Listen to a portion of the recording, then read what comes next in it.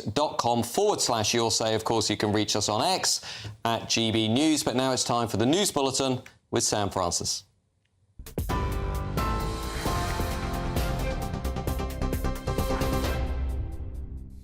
A very good evening to you. The top story tonight at 8, history made. That is how campaigners reacted as MPs narrowly backed a landmark-assisted dying law for England and Wales. The bill allowing terminally ill adults to end their lives with medical sign-off passed in the Commons earlier by just 23 votes. The ayes to the right, 314. The noes to the left, 291. Well, cheers, tears and hugs filled Westminster as supporters called it a victory today for compassion. We won! One MP described the current law as forcing people to die in secret or die abroad. The critics warn the new law could be a dangerous step if rushed through without proper safeguards and driven by emotion over evidence, they say. The bill, though, now heads to the House of Lords, with any change unlikely before 2029. London is bracing for another day of high-stakes protests as tensions over the Middle East are set to spill onto the streets tomorrow. Thousands will rally under the Palestine Coalition, marching to Downing Street with speeches set from Jeremy Corbyn and Paloma Faith, demanding action. Pro-Israel group Stop the Hate will stage a counter-protest nearby. They have said in a statement, now it's our turn to stand proudly in solidarity.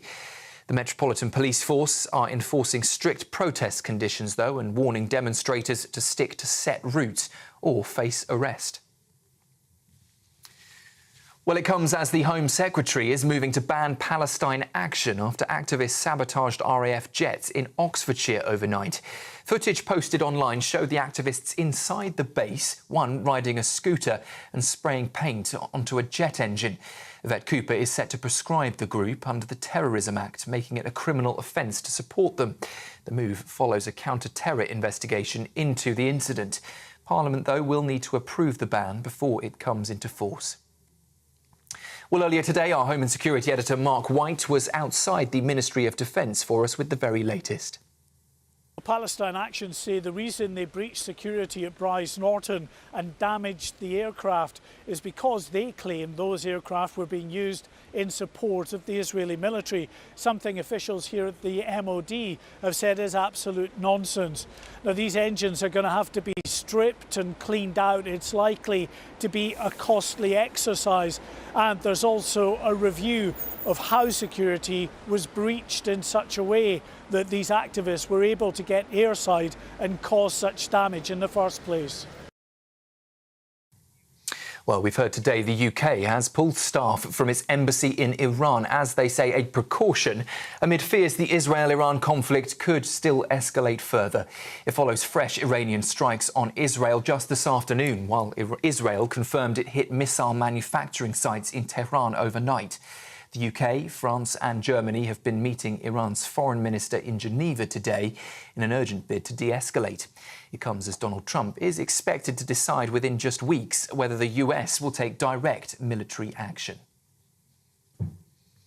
Well, those talks in Geneva between the European leaders and Iran to try and de-escalate the conflict have now ended. David Lammy, the UK's Foreign Secretary, warning it is now a perilous moment for the region. He says Iran must not get nuclear weapons and insists zero enrichment is the starting point. He also urged Tehran to return to talks with the United States, calling it hugely important to avoid escalation. Iran's foreign minister, though, has hit back, calling the strikes recently on its nuclear sites illegal and said its defence is non-negotiable.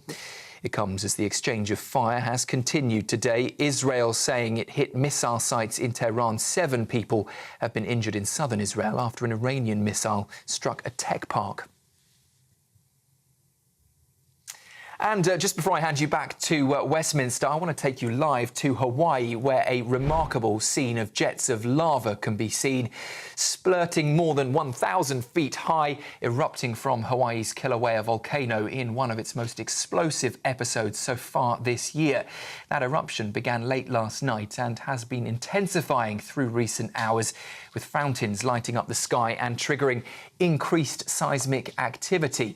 Lava remains contained in the summit crater for now, but experts are warning there could be potential hazards ahead. It is the volcano's 26th lava episode since just December, making it one of the most active volcanoes in the world. Those are the latest headlines for now. I'll be back with you in an hour's time. Now, though, it's over to Westminster. For the very latest GB News direct to your smartphone, sign up to News Alerts by scanning the QR code or go to gbnews.com/alerts.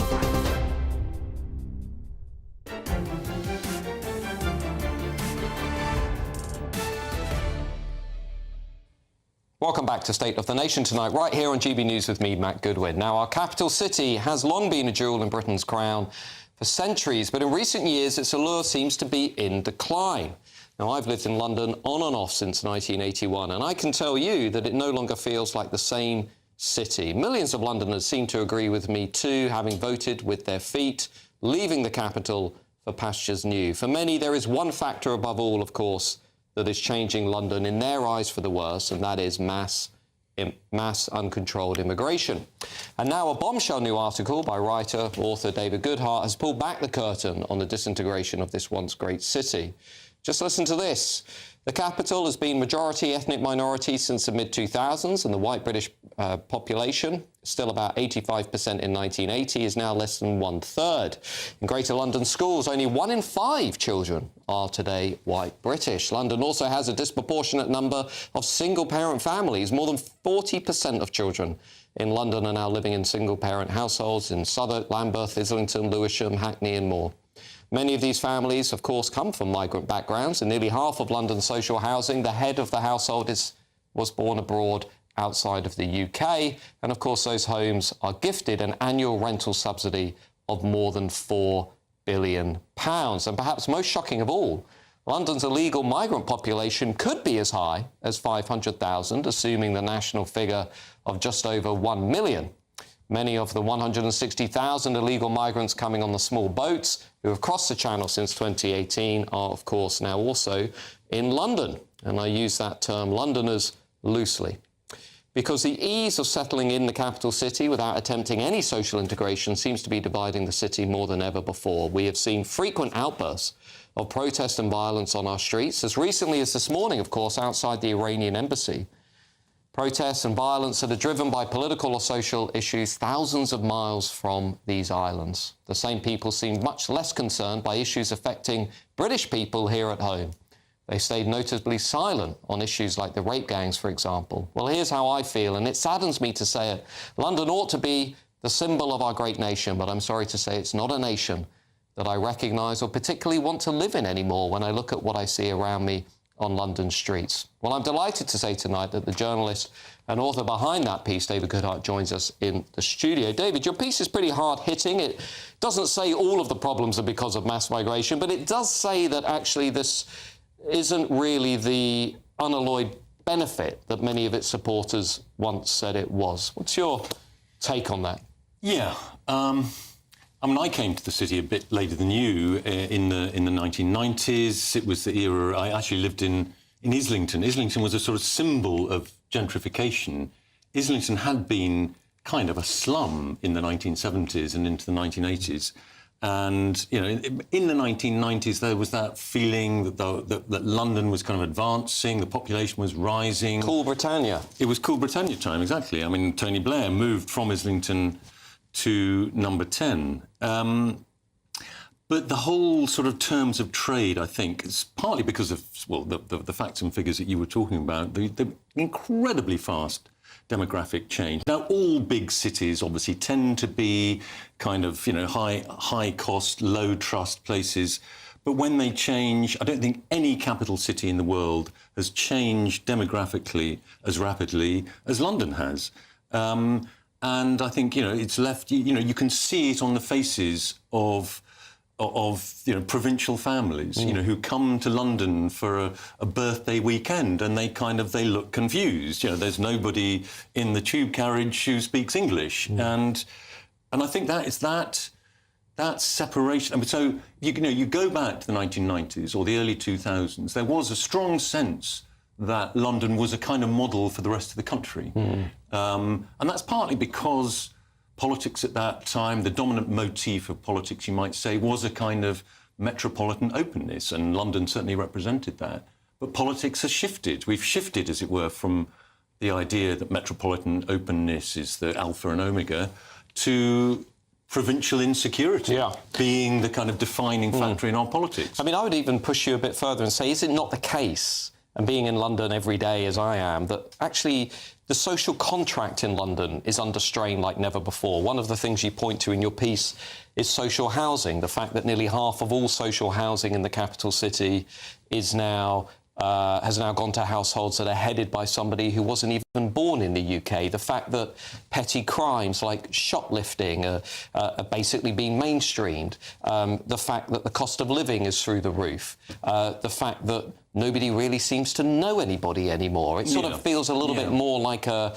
sort of cheap motel than a glamorous place, you want to live and raise a family. I think that's right. I mean, I think it's all, what you described is true of all great metropolitan centres. And I think, a lot of London's problems, welfare dependency, poverty, unselective immigration, ageing population. I mean, London has a disproportionate number of single people. All of those issues are shared by other big cities, both in other countries and in the UK. But I think they are particularly acute here, and partly because the change has just been so incredibly rapid. I mean, I've seen, particularly since the so-called Boris wave, the influx of migration as a result of the policies that were introduced by Boris Johnson and the Conservatives. I've personally seen quite a visible change in London's demographic. I've also seen a lot more religious diversity in London. I think you see a lot more religious dress on the trains, on the tube, a lot more sort of, burqas, niqabs, hijabs and so forth. And it seems to me that the story of London, the story of our capital city, beyond the kind of, well, diversity is our strength mantra from Sadiq Khan and so on, which isn't really that compelling. I'm not sure what the story of London is anymore. What is the narrative that is supposed to unite Londoners? Yeah, and I think for a lot of Londoners, living here is not a pleasant experience. I mean, I think unless you either have a lot of money, quite a lot of money, or you've recently come from somewhere a lot poorer, or this is your ethnic heartland, like for Bangladeshis in Tower Hamlets, for example. Unless you're in one of those three groups, London is the quality of life has declined, I think, pretty rapidly. Partly, as you say, the low-level disorder, the people, the fare evasion on the tube that we've seen, shoplifting going through the roof. That low-level disorder, typical of many great cities, but I think particularly bad in London. Chris, reading David's piece reminded me of a book by a French geographer, Christophe Gouillet, who once said that Paris was basically a dumping ground, and the working class were being pushed to the periphery, in his words, that if you're a hard-working, law-abiding member of the majority, the capital city no longer made sense for you. Is that what's happening to London? Look, we've seen a lot going on in London. It's been for a long time. So, I read David's article, but it's been here since, I remember, Ted Cantle brought out a report back when I was about the north of England. Well, exactly, but in the London at the time, which was welcomed in, I was 30% was white British in the school I went to. Now, that's becoming the norm. I think it was at 1 in 4 nationally, but even in... Is it changing London for the better? We've got to take a step back. If we look at 25%, of the GDP London is producing, right? They only retain 7% of its actual tax benefits. So when we look at the average tax rate per capita per head, it's about 25 grand. It's much more than the rest of England. So we've got to be careful about what kind of immigration we need and have, you know, I'm a big believer in mandatory integration and assimilation. But, you know, being too broad brush about it, you know, it can be running into... We'll give you a chance to respond in 1 second. Alice, go on. Well, you mentioned something very interesting about unity and about the narrative that can unite us all. And I'm really failing to see that, as you said, that there's any sort of cohesion in the city. The problem has many, many different limbs, but one of them is safety, the fact that people don't feel safe anymore to walk outside, to take public transport. Another issue, of course, is the economy, the fact that there's been such an influx of cheap labour that it's really difficult to be able to thrive in London. As you said, it is a city that works very much for the elites and those who can afford to buy houses here. You also mentioned that, obviously, there's a disproportionate amount of single people here. That doesn't surprise me at all. I could never imagine having, you know, a family here, considering all the issues and specifically the fact that it is virtually impossible to buy property if you're not from Russia or a billionaire, essentially. Yeah, and again, if you go back to the 1990s or the early 2000s, the nature of London's immigration was very different to today. It was much more productive. You know, you had all mainly European. You had a lot of Europeans. You had the kind of American, French, German bankers. You had the Polish plumbers. You know, they'd all come to work, and they were all contributing, disproportionately contributing. And now you have mainly immigration. This goes for the whole country. Mainly immigration from outside Europe. You know, it's the Deliveroo.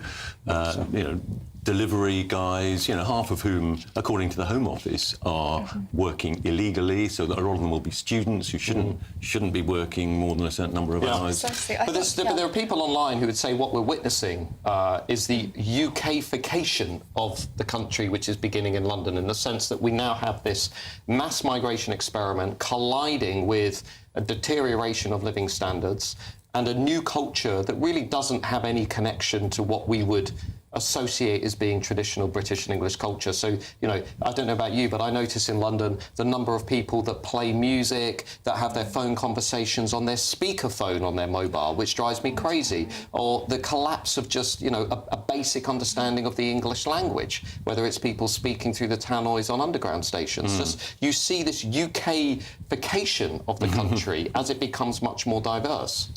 Yeah, that it's certainly an issue. I think something that's also ignored often in this debate is the fact that this is unfair not just on everyone who's living in London trying to get by, people who grew up here, but also on the people who are being brought here, who are told that they're going to live these wonderful lives in this country and who end up being treated as slave labourers with low wages. It's unfair. Hang on, Chris, briefly. I mean, London's been considered a melting pot, but it's quite clear it's become a bit more of a pressure cooker in my mind. Well, that's interesting. Last word to David. So, melting pot to pressure cooker. Yeah, I mean, I grew up in London. And I remember, you know, when I was young, there were a lot of accents from the rest of the country. You know, a lot of people came from Scotland, Wales, from the north, wherever.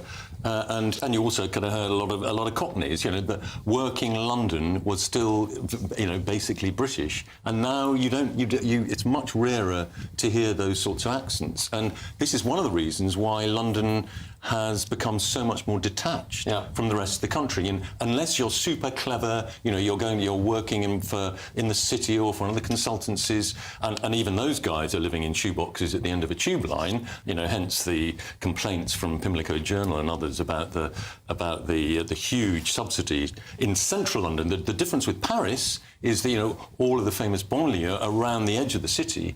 In London, a lot of the most valuable property is public housing right in the middle of the city with that huge subsidy to, you know, many people. Although I would say things might not be quite as bad as we suggest. I was on the train in London the other day, and a very big chap approached me on the train, and I think he might have been from the Middle East somewhere, and I sort of bounded towards me, and I thought, well, what's going to go on here? And he said, I absolutely love your GB News State of the Nation show, so things might not be quite so bad after all. Well, listen, coming up after a brief break, Palestine action protesters have somehow managed to break into a high-security RAF base and vandalise military aircraft. Is the government right, as it did today, to make this anarchic protest group a proscribed terror organisation? Nigel Farage, of course, was calling for that. It has indeed happened just an hour ago before we went to air. We're going to be debating was that the right decision and what on earth could happen next. I'll see you in 1 minute.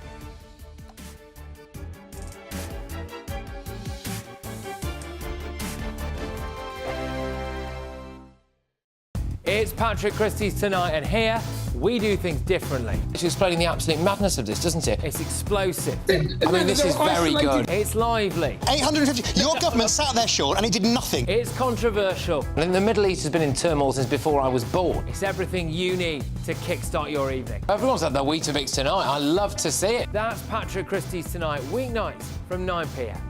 Only on GB News, the People's Channel, Britain's news channel. GB News Breakfast, every day from 6 a.m. Welcome to Dunkirk. Yes, this was was described as our darkest hour. And of course, it was British expeditionary forces that had to get lifted off the beaches. And the real problem was that the big naval ships couldn't get in close enough. So these little small boats that you see, 933 of them, were called up, and they managed to evacuate most of the troops out of there over that week period. And unfortunately, out of those 933 small boats, unfortunately only 697 of them returned. The majority of those that were wrecked at that stage were under enemy fire. And every big anniversary, these small ships return to Dunkirk to educate, to remember, and then to sail back to Britain. And there has been so much interest here in Dunkirk and these small ships. How important is it that we remember Dunkirk? Incredibly important. 85 years ago, there were 250,000 troops on the beach up there, another 25,000 in the rear guard. None of them knowing whether they were going to live or die, or whether they were going to be rescued, or even if they could be rescued. And based upon what's happening today, we need to remember what happened then, and commemorate that and celebrate the fact that we still are aware of it, and these boats exist as well. So it's just so important to us. Lots of these little boats back in the day were only brand new, yes. and the Admiralty just took them away and used them. Yeah. And the men that were on them didn't necessarily own them, and there was quite a few of them destroyed. There were 240 of them destroyed over that whole period. GB News, the People's Channel. Hi, I'm Michelle Dewberry, and my show is your opportunity to cut through all the noise and dive in headfirst to some robust debates. Ideas clash. Situation, isn't it? No, because the failure is you're deliberately avoiding my point. Nothing's held back. And if you think this is the end of it, wait for more. And we do not shy away from the difficult stuff. Sometimes I want to shake people and say, if only you understood. So join me on Jubes & Co. weeknights at 6 p.m. only on GB News, Britain's news channel.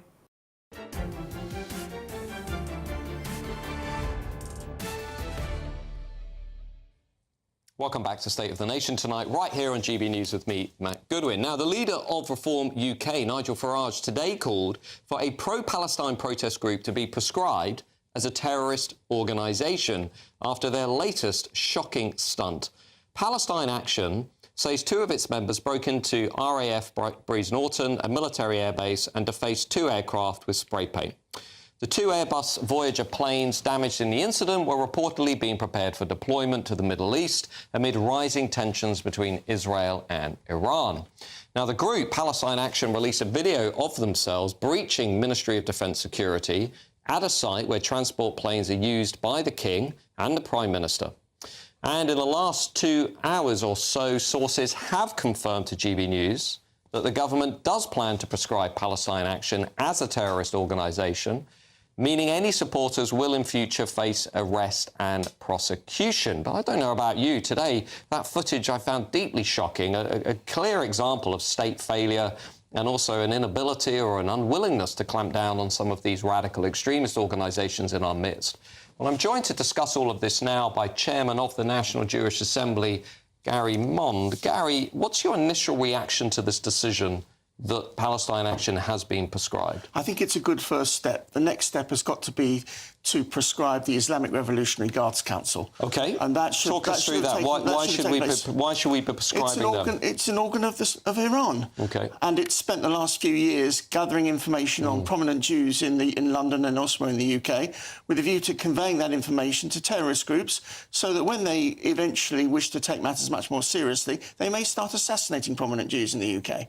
I know that many organisations, particularly the Campaign Against Anti-Semitism, has been calling for that. Right. So what happened today was a good first step, but it's not the end. We have to do more. Let me ask a question I think will be on many people's minds. These people, firstly, broke into an RAF base, which raises some pretty big questions about national security, infrastructure, and also what on earth is happening within the British state if it's this easy to get in and damage our key military assets. So there's some big questions for the British state here. But the other question I just want you to ponder is, why on earth has it taken this long, and to be frank, to see this embarrassing footage for the state, for it to take action against this group?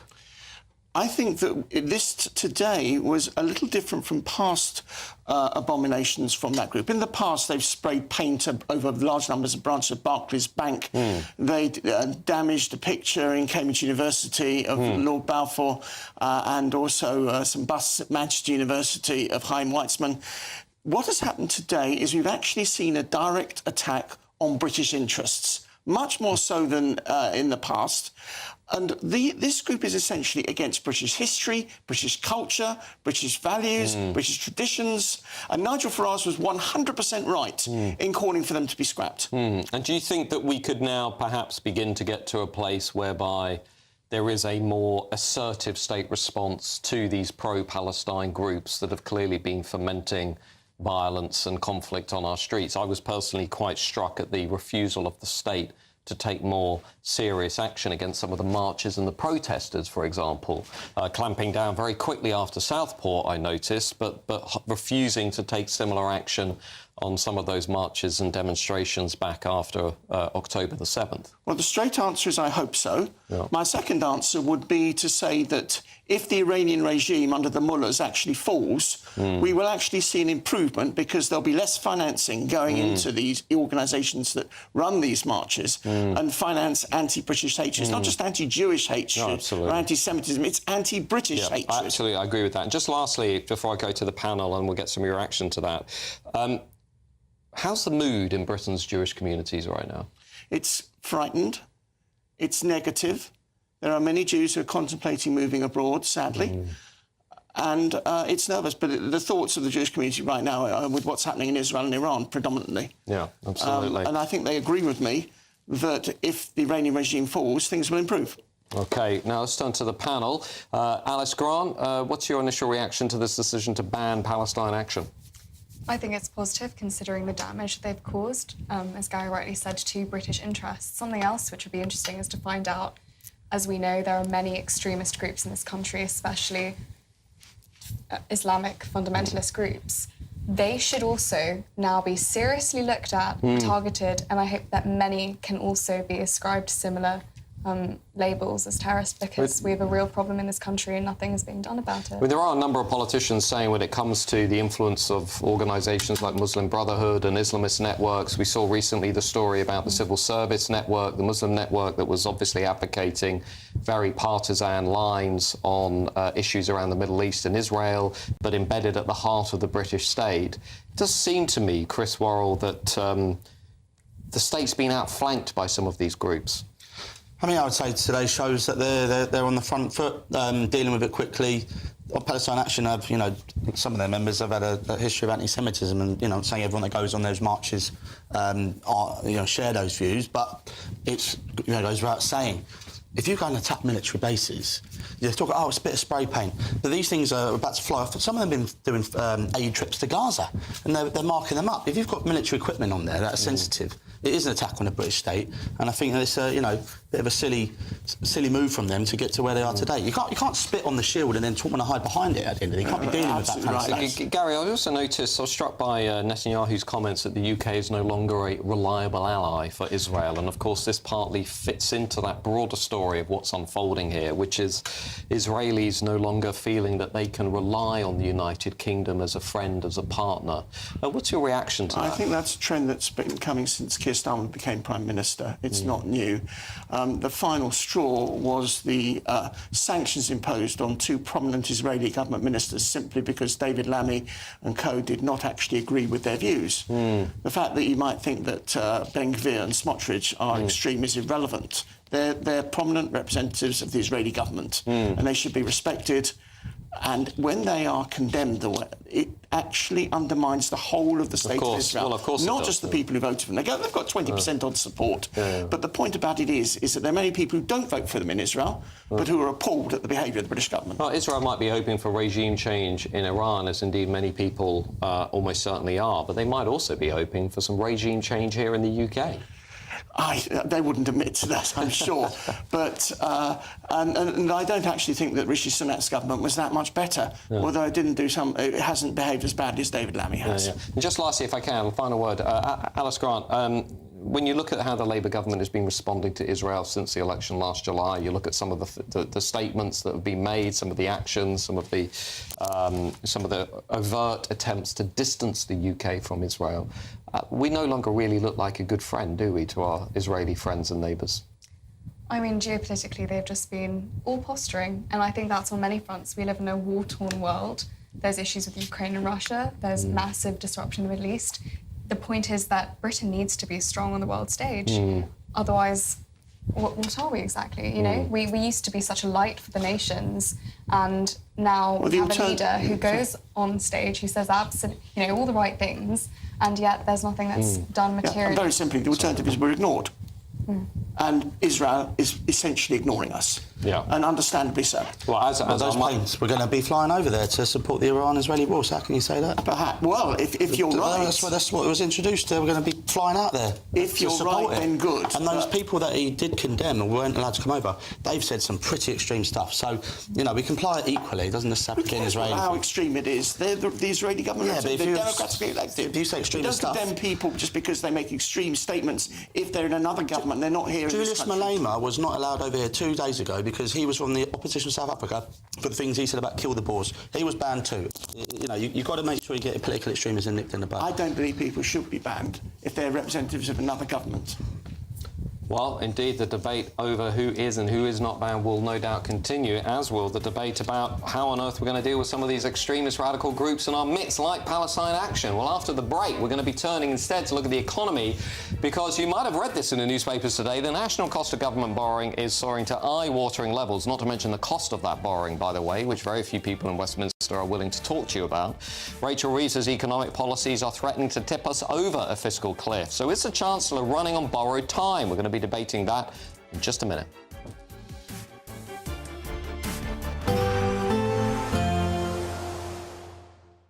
Dinner under the stars tonight? That reminds me of our travel insurance. You mean All Clear Skies? All Clear Travel Insurance sponsors GBNews Travel Destinations Forecast.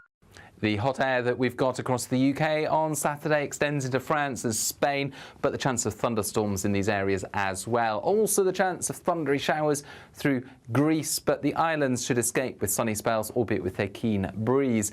Through Italy, we've got plenty of sunny skies, but the Alps will see some lively weather with showers and thunderstorms, and those showers also affecting parts of Spain. But Portugal seeing largely sunny skies and plenty of sunshine through the outlook period. All Clear Travel Insurance sponsors GBNews Travel Destinations Forecast. Hello and welcome to the latest update from the Met Office for GB News. Plenty of weather to talk about this weekend. Saturday's another hot day for many, but not for all. And then comes the risk of some lively thunderstorms as fresher air arrives from the west. We've got high pressure still in control as we go into the weekend, but that's shifting east, allowing hot air to be drawn northwards across the UK. Certainly a warm night tonight, despite the clear skies. Temperatures widely holding up in the mid to high teens and in some spots no lower than 20 or 21 Celsius. Chance of some thicker cloud and some showers coming into the southwest by dawn. Otherwise, it's a dry and warm start to the weekend. Those temperatures are soon rising, particularly through the Midlands and eastern England. That's going to be where we'll see the highest temperatures through the day. Some cloud, some low cloud hugging the coast of eastern Scotland. But it's a relatively warm start wherever you are. Now, we do have some cloud arriving into Northern Ireland, and it's in Northern Ireland, Western Scotland, parts of West Wales and the southwest where the first signs of a change are arriving. A chance of some showers coming through, but the main activity really is at the end of Saturday. Ahead of any showers, we keep the strong June sunshine at its strongest on Saturday, the summer solstice, of course, and that will allow temperatures to rise widely into the high 20s, low 30s across eastern parts of the UK, and could be as high as 34 Celsius, depending on the timing of any cloud and showers arriving from the west. It's going to feel a bit fresher in the west, but still relatively humid, and then we've got these lively thunderstorms moving through overnight. North Wales, North Midlands, Northern England could see some absolute whoppers causing all manner of impacts. And then on Sunday, the chance of some further heavy downpours into Scotland, Northern Ireland, Western England and Wales before all that clears away, and a changeable week next week, but feeling fresher. Good Afternoon Britain isn't just about us. The wonderful thing about this programme is it's about everyone watching. It's an interactive programme. Well, there absolutely is something to see here, and we're going to be talking about it more. Whether it's breaking royal news, please bring us up to date, or indeed a particularly punchy speech in the House of Commons. Very, very curious. We bring it to you live, and then we bring you live reaction as well. That's Good Afternoon Britain, weekdays from midday. Only on GB News, the People's Channel, Britain's news channel. Mornings don't have to be tiresome, especially if you have the right company. Wake up to news as it happens, opinion and debate, and of course, a little bit of entertainment too. Because when the kettle's on, we're on. That's Breakfast on GB News, a show worth waking up for. Every morning from 6 a.m. Only on the People's Channel, Britain's news channel. We'll spread the news, you spread the word.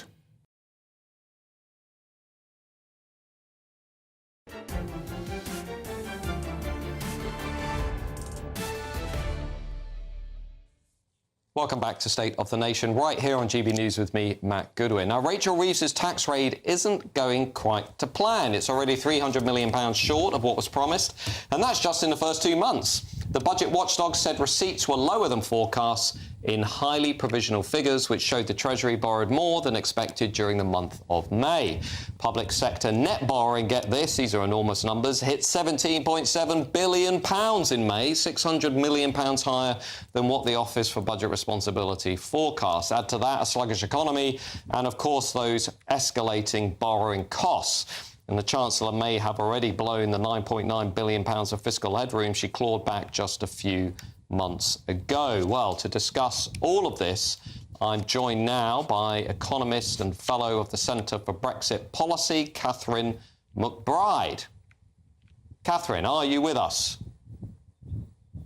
Do we have some tech? Yes, we do. Let's turn to the panel. That was response to the borrowing numbers there from Rachel Reeves, absolutely through the roof. One of the things that has struck me watching this Labour government over the last 2 months, and I'm going to be very direct here, there's a lot of stuff going on in this country that wasn't in the Labour Party manifesto in 2024. And one of the things, Chris, was the spiralling borrowing costs, increased taxes. What do you make of all this? Well, I think everyone's going to be concerned about incoming tax rises, but we do have one of the lowest borrowing levels in the G7. If you look at Italy, Canada, France, America, they've all got a higher debt to GDP ratio.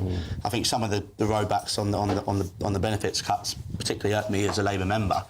But in the grand scheme of things, when we look at the IMF, they are saying that we can make some changes if it's going to be investing in growth, which is where a lot of the money's gone. Alice, go on. I mean, Chris, I admire your attempt to be positive, but I really don't see how we can. At this point, underperforming tax revenue will only result in further tax hikes. And which look cuts to inevitable public later this year. So we've got taxes going up, we've got local council bills going up. Higher and higher and higher. The way to solve the massive economic problems we face is absolutely not to punish the people further. Well, I'm pleased to say Catherine McBride is with us now in the studio. Thank you for joining us. What is your initial reaction to some of these figures? Well, I never like to get too involved with 1 month at a time because May is not a great month for revenue.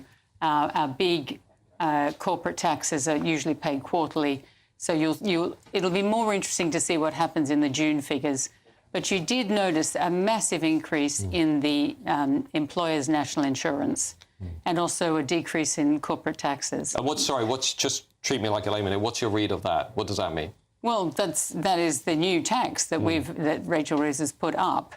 And you can see that, that is taking money out of people's pockets. So we also noticed stamp duty was down, all of the wine tax, spirit tax, beer tax, cider tax, they all went down. People have less money to spend in their... And yesterday we saw retail sales were lower.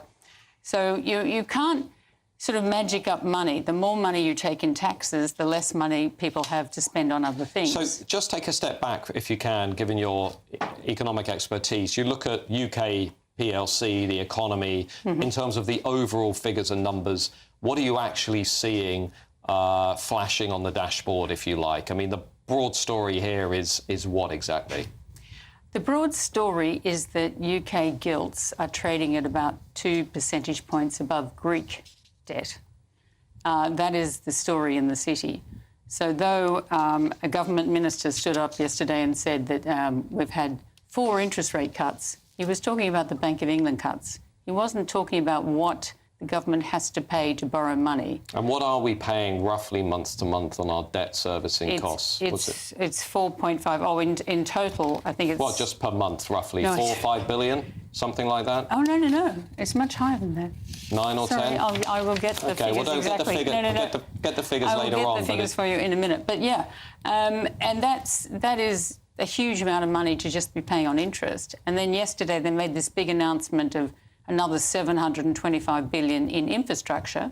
And I'm all for infrastructure spending, but you've got to sort of, we can all dream of infrastructure, but where's the money coming from? Well, where's the growth? That's my question. We were promised economic growth. The Labour government said we're going to get back to growth. Now, what's the growth rate now? 0.3%?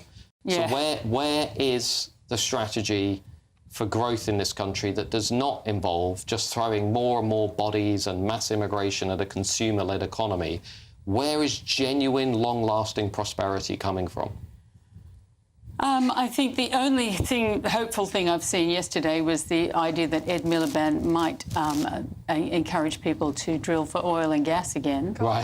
That'll help us enormously, because obviously that's a great commodity to have, but also it enables us to stop importing it and increase our balance of payments. Energy, okay. everything. Chris Worrell, it's not going great, is it? I mean, what's your assessment of the Labour's handling of the economy so far?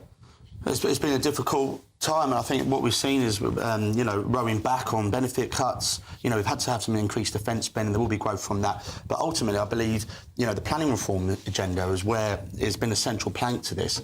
However, we're seeing some rowing back on that too, with watering down some of the provisions. Now, until we get, the backbench MPs in Labour, the sort of soft left. We saw a resignation yesterday over disability payment cuts. We haven't cut anywhere near the levels that are going to be needed. To the point I made earlier, our debt to GDP ratios are lower than other G7 nations, but that doesn't... It's still, what, 90% plus? It's 96.4, I think, after today. 96.4, And what the issue with that is the fact that she's running a tight headwind, which, enabled for growth, but without making a lot of these changes. I was featured in the Times the other day talking about a new affordable housing funding mechanism that doesn't increase public sector borrowing, but yet they've sort of kowtowed to the social housing mafia, throwing more money at that, which just goes to, social housing landlords that just borrow things expensive. OK. Alice Grant, what is the strategy for growth here? That's the thing. I agree with Chris. I welcome reforms to planning application. We need more houses. Yeah. But the issue is still, where is the money going to come from?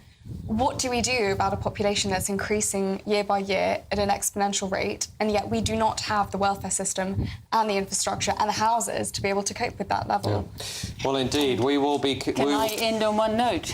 We borrowed 7.6 billion is interest. 7.6. Last month? We are paying... No, that's our debt interest on our borrowing. Yeah, in 1 month. Yes. Yeah, so 7.6 billion. There you go, which is also the amount we're spending on our broken borders every year. Well done, everybody. Well done, Keir Starmer and the Labour government. Next, we're going to be debating how the Great Britain we used to know and love could be restored to its former glory. But do modern-day politicians have the pride and patriotism to manage it? We're going to be talking about a fantastic column written by Lord David Frost and getting some initial reaction to that in just 1 minute.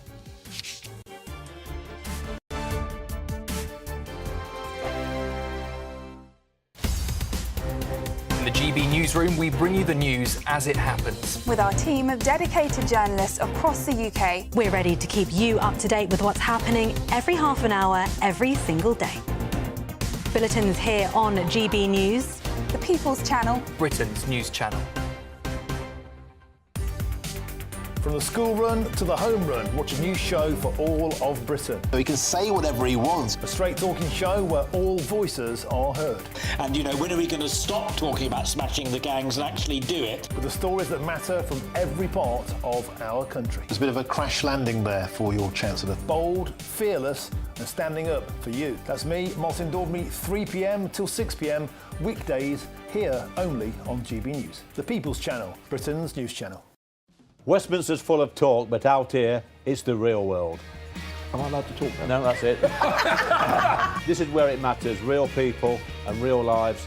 That's what politics is all about. The fact is Trump made a good start, no. Straight answers, no spin, and just a couple of pints. How many fingers have I got up? About 10. So join me for Lee Anderson's Real World every Friday at 7 p.m, only on GB News. The People's Channel, Britain's news channel. You want to know what's really going on in the corridors of power? Labour don't know what to do with you half the time, and that makes you quite lethal in the chamber. Get behind the headlines with Chopper's Political Podcast. Join me, Christopher Hope, as I sit down with the great and the good of British politics. We'll see where this ruling takes us. These are the stories shaping our nation. Chopper's Political Podcast, available now on all platforms. Listen in and stay ahead. Exciting news. Every Friday, my Patrick Christie's Tonight Show is going to have a twist to it. We're welcoming some special guests. You. That's right, on Fridays I'm going to be doing my show in front of a live studio audience because this show is about you and what you have to say. It's going to be the same big debates, same big topics, same big opinions, but every Friday night at 9 p.m. you are invited to come on down to Patrick Christie's Tonight to be a part of the action. Only on GB News, the People's Channel, Britain's news channel. Join me, Nana Okoye, for an informative, interactive news programme with a difference. It's fun. No, he didn't say that, Dave. I'm so surprised. I think there's an element of truth to that. Join me from 3 p.m. every weekend, only on GB News, Britain's news channel. This is Britain's Newsroom, where your voice matters. It's just astonishing. With expert analysis and honest opinion, we don't just keep you informed. We bring you unique perspectives you won't see anywhere else. Can't argue with any of that. When the news happens, it happens here. On Britain's Newsroom, weekdays from 9:30 a.m. Only on GB News.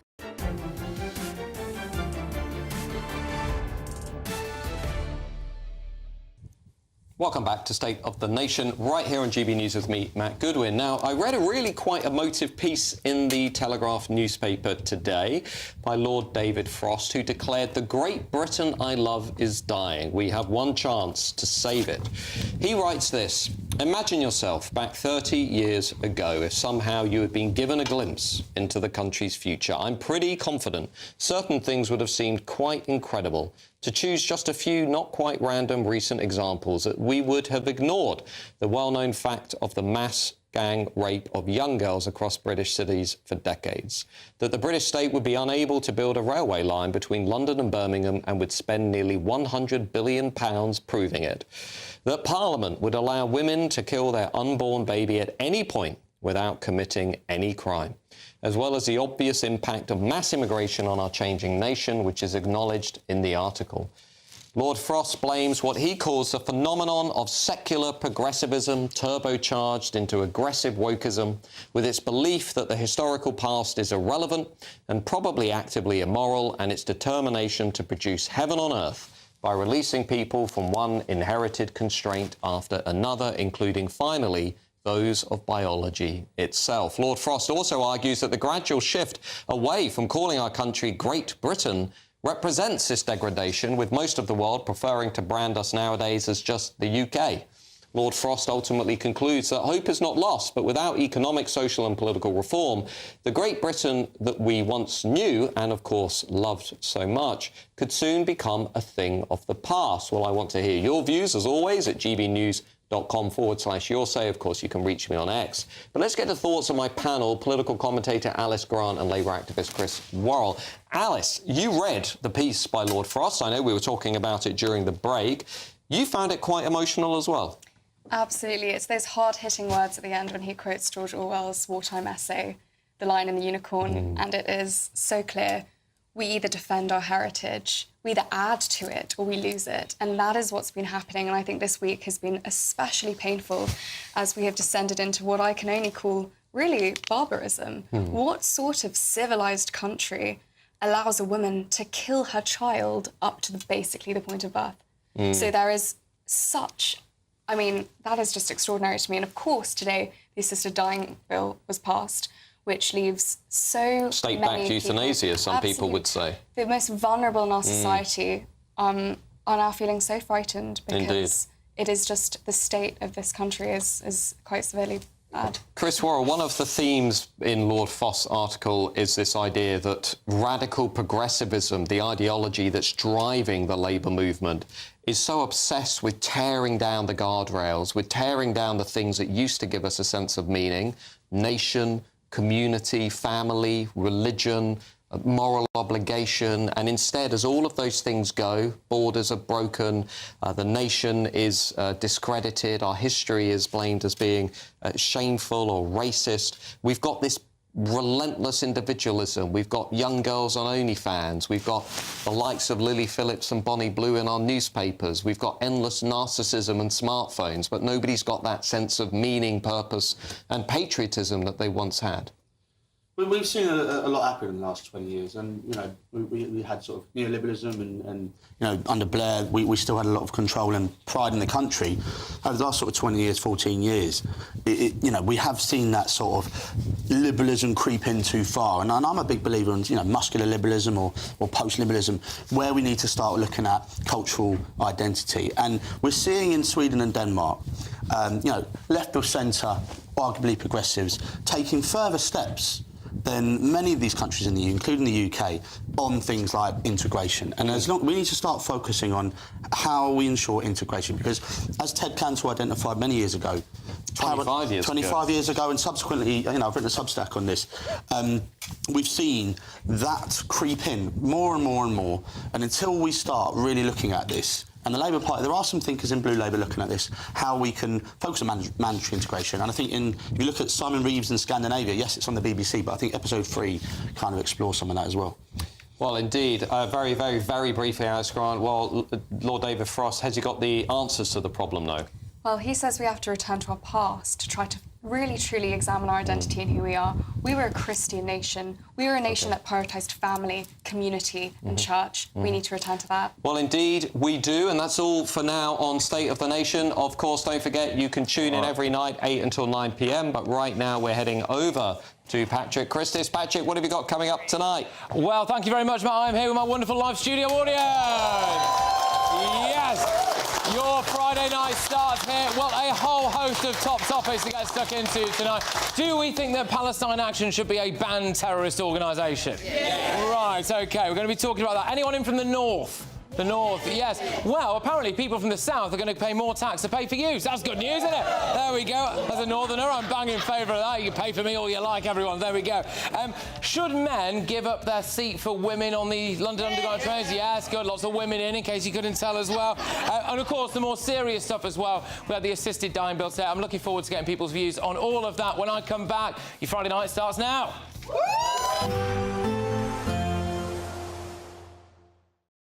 Expect a warm front, moving from the kitchen right through to the rest of the house. Boxed Boilers, sponsors of weather on GB News. Hello and welcome to the latest update from the Met Office for GB News. Plenty of weather to talk about this weekend. Saturday's another hot day for many, but not for all. And then comes the risk of some lively thunderstorms as fresher air arrives from the west. We've got high pressure still in control as we go into the weekend, but that's shifting east, allowing hot air to be drawn northwards across the UK. Certainly a warm night tonight, despite the clear skies. Temperatures widely holding up in the mid to high teens and in some spots no lower than 20 or 21 Celsius. Chances of some thicker cloud and some showers coming into the southwest by dawn. Otherwise, it's a dry and warm start to the weekend. Those temperatures are soon rising, particularly through the Midlands and eastern England. That's going to be where we'll see the highest temperatures through the day. Some cloud, some low cloud hugging the coast of eastern Scotland, but it's a relatively warm start wherever you are. Now, we do have some cloud arriving into Northern Ireland, and it's in Northern Ireland, Western Scotland, parts of West Wales and the southwest where the first signs of a change are arriving. A chance of some showers coming through, but the main activity really is at the end of Saturday. Ahead of any showers